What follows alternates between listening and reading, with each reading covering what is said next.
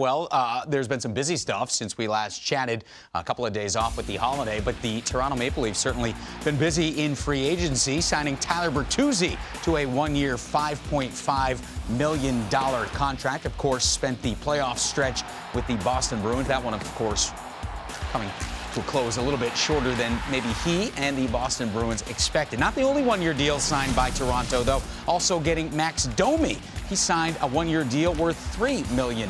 So, Bruce, what do you make of these two signings as a whole? Because on the outside looking in, and I know Brad Treliving, the general manager up there, talked about maybe adding some snot to his lineup. Do these guys kind of fit that mold? Yeah, I think they do in that respect. To me, Tyler Bertuzzi, Bunting, it's just retooling. It's just getting somebody in that did the exact same thing, except he's a little more physical of a player.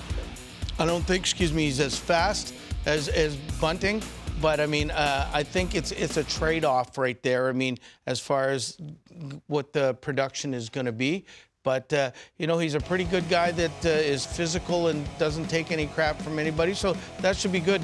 That should be good as well. And as far as Max Domi, boy, if I was Max and playing in my, in my hometown where my dad became an iconic star there, I'd be pretty excited at the start of the year.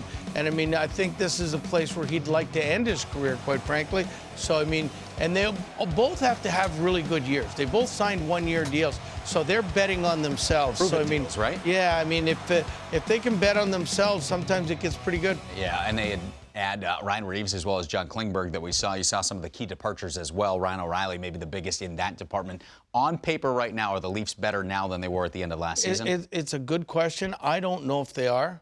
I think Klingberg adds an element that they didn't have, and a right-handed element that they didn't have. But I don't know if Reeves is going to make their fourth line better. It's going to make them more aware when they're on the ice, when everybody else is on the ice. But he is 35 now.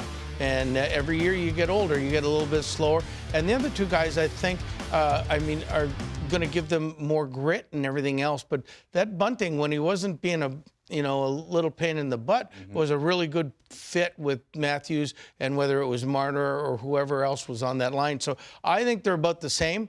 But, that same team was good for 108 or 109 points. Yeah. So that'd be pretty good. All right, we'll see how it plays out. And we'll see specifically how it plays out come playoff time.